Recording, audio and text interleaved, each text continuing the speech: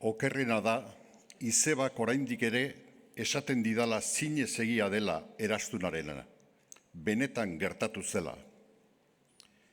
Poema bat ere idatzi nuen horren guztiaren harira, urrezko eraztuna izenburuarekin. Olerkia argitaratu zenean, nik esperoen nuen zerbait gertatu zen. Hainbat mezu elektroniko jaso nituen, handik eta hemendik igorritakoak,